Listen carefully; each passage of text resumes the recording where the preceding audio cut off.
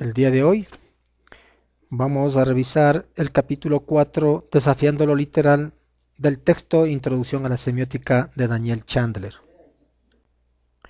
Este capítulo está orientado a revisar las formas en que los semióticos han problematizado a través del tiempo dos distinciones claves: aquella a nivel del significante entre lo literal y lo figurado, y aquella a nivel del significado entre denotación y connotación. Dentro de lo que son las figuras retóricas, nos propone que en la tendencia contemporánea indican que las figuras retóricas están profunda e inevitablemente comprometidas en la constitución de las realidades. Quiere decir que la forma y el contenido son inseparables. Standard Fish, un teórico literario, insiste, con un ejemplo que nos da, que es imposible querer decir lo mismo en dos formas diferentes. Es decir, que un vaso está medio vacío no es lo mismo que decir que está medio lleno. De igual forma, Terence Hawkes nos pone como ejemplo que el lenguaje figurado es el lenguaje que no quiere decir lo que dice. Tenemos que las convenciones del lenguaje figurado constituyen un código retórico, al igual que otros códigos. El lenguaje figurado es parte del sistema de la preservación de la realidad que tiene una cultura o una subcultura. Normalmente hemos escuchado decir a alguien, o lo hemos dicho, que a alguien le falta un tornillo, y esto fuera de los contextos poéticos. Lo que estamos haciendo es utilizando una de las figuras retóricas. Y como vemos que esto de las figuras retóricas es inevitablemente utilizada por todas las personas. Se dice que hay más metáfora en la esquina de una calle que en Shakespeare. Cabe indicar que en la Inglaterra del siglo XVII, los científicos de la Real Sociedad buscaban separar el conocimiento de la naturaleza de los colores de la retórica, de los mecanismos de la imaginación, del sabroso engaño de las fábulas, bajo la premisa de que el truco de las metáforas distorsionaba la realidad.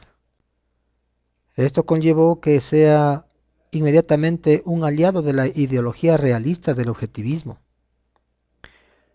Para los realistas, lenguaje y realidad, pensamiento y lenguaje, forma y contenido son cosas separadas, o al menos separables. Por otra parte, los atraídos hacia el idealismo filosófico sostienen que toda lengua es una metáfora, o incluso que la realidad es exclusivamente un producto de las metáforas. Los postestructuralistas, cuyo uso del lenguaje suele ser altamente metafórico, afirman que no existe un texto que signifique lo que dice, que es como se define a menudo el lenguaje literal. Para los constructivistas, podría ser suficiente insistir en que las metáforas son ubicuas y en buena medida pasan desapercibidas en una cultura o subcultura. Por lo tanto, resaltarles es una clave útil para identificar las realidades que dichas metáforas privilegian. Identificar figuras retóricas en los textos y prácticas puede ayudar a descubrir marcos temáticos subyacentes. El análisis textual de la semiótica implica la identificación de una metáfora o tropo dominante. A continuación vamos a ver lo que es una metáfora. Se dice que es una palabra tan difundida que a menudo se utiliza como un término paraguas, que esto es una metáfora, para referirse a otras figuras retóricas, las que pueden distinguirse de ella técnicamente por su uso más específico. Lakoff y Johnson sostienen que la esencia de la metáfora es comprender y experimentar un tipo de cosa en términos de otra. En términos semióticos, que es lo que nos trae a colación el día de hoy, una metáfora consiste en un significado actuando como un significante y refiriéndose a un significado distinto. Para esto tenemos el ejemplo de la experiencia es una buena escuela, pero cuesta mucho. En este caso el tema principal es la experiencia y se expresa a partir del tema secundario que es la escuela.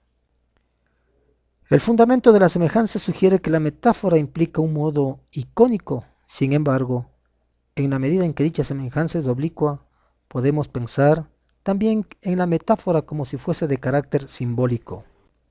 Cabe indicar que las metáforas no necesariamente son verbales, y lo tenemos en el cine. Un ejemplo es cuando se toma un par de tomas consecutivas, son metafóricas cuando hay una comparación implícita entre ambas tomas. Tenemos el ejemplo de un aeroplano seguida de la toma de un pájaro volando, en el cual la metáfora implica que el aeroplano es o se parece a un pájaro. Podríamos decir que tenemos metáforas de orientación, metáforas ontológicas y metáforas estructurales. De igual forma, Lakoff y Johnson señalan que las metáforas pueden variar de una cultura a otra, pero sostienen que no son arbitrarias, pues se derivan de nuestra experiencia física, social y cultural. De igual forma, Lakoff y Johnson afirman que las metáforas dominantes suelen reflejar e influir en los valores de una cultura o subcultura. Por ejemplo, las generalidades metáforas occidentales de que el conocimiento es poder y de que la ciencia domina la naturaleza participan en el mantenimiento de la ideología del objetivismo. A continuación vemos lo que es la metonimia. Mientras que la metáfora se basa en una aparente falta de relación, la metonimia es una función que implica usar un significado para representar otro directamente relacionado con el primero o estrechamente asociado a él. Esto es la sustitución del efecto por la causa. Podemos dejarlo como definición que la metonimia es la evocación del todo a través de una conexión. Los ejemplos que a continuación tenemos desde el efecto por la causa, cuando se dice no te enrojezcas por no sientas vergüenza, el objeto por quien lo usa. Cuando decimos la corona por la monarquía, las tablas por el teatro, la prensa por el periodismo. La sustancia de la forma, cuando nos indicamos plástico por tarjeta de crédito, plomo por bala, o el lugar por el evento. Al referirnos Chernóbil cambió las actitudes hacia el poder nuclear, o el lugar por la persona, el primer lugar para referirse a un ganador. El lugar por la institución, con un ejemplo, la Casa Blanca no se ha pronunciado. La institución por la gente, este gobierno no ha retrocedido. De igual forma tenemos, cuando indicamos ella es dueña de un Picasso, estamos indicando el productor por producto. La mesa 4 quiere la cuenta, lo colocamos el objeto por el usuario. Y Nixon bombardeó Hanoi para indicar que el controlador por lo controlado. A continuación tenemos la sinécdote, que su definición hasta el día de hoy no ha tenido un acuerdo común. De todas maneras, Langham considera que la tendencia más común es describir la sinécdoque como la sustitución de la parte por el todo, del género por la especie o viceversa. Por lo tanto, un término es más abarcador que otros. De ejemplo tenemos la parte por el todo cuando indicamos me escapé del smog para referirnos a Londres. Necesitamos más manos para referirnos a trabajadores. El todo por la parte tenemos como ejemplo al enunciar me detuvo la ley, donde la ley representa a un oficial de policía. En la especie por el género, que es una hiperonimia, el uso de un miembro de una clase, hipónimo, por la clase toda, término genérico, que lo incluye, por ejemplo, una madre por la maternidad, pan por alimento. O también el género por la especie, que es una hiponimia, el uso de un término genérico por un hipónimo. Por ejemplo, vehículo por coche o máquina por computador. Por último tenemos a la ironía, Esta figura es la más radical de las 4 figuras retóricas principales. Como ocurre con la metáfora, el significante de un signo irónico parece significar una cosa, pero sabemos por otro significante que en realidad significa algo muy diferente. En cuanto significa lo opuesto de lo que dice, como a menudo lo hace, la ironía se basa en oposiciones binarias, es decir, reflejar lo opuesto de los pensamientos o sentimientos de quien habla o escribe. Como cuando alguien dice me encanta para realmente expresar que lo aborrece. La ironía se basa en la sustitución por disparidad o disyuntiva. La ironía es una forma marcada que pone en primer plano el significante. Y como tal, la ironía constituye una forma de difusión selectiva, ya que no todos la interpretan como ironía. La ironía dramática es una forma por la cual el lector o el observador conocen algo que uno o más de los representados desconocen. Al hablar de los tropos maestros, estamos hablando que es como parte de la estructura profundo que subyace a diferentes estilos historiográficos, lo dice White, que Collier indica que es un sistema en realidad el sistema por el cual la mente llega a comprender el mundo conceptualmente a través de la lengua. En la parte de denotación y connotación, volvemos a explicar que la distinción entre el lenguaje literal y figurado opera a nivel del significante. Aquella entre la denotación y la connotación lo hace a nivel del significado. Esto quiere decir que el significado incluye tanto la denotación como la connotación. La denotación suele describirse como el significado literal, obvio o de sentido común de un signo, es decir, su definición. El término connotación se utiliza para referirse a las asociaciones socioculturales y personales, ideológicas, emocionales del signo. Estas asociaciones suelen realizarse con la clase social, la edad, el género, la etnicidad y otros rasgos del intérprete del signo. La connotación entonces depende del contexto. Los signos son más polisémicos, más abiertos a la interpretación en sus connotaciones que en sus denotaciones.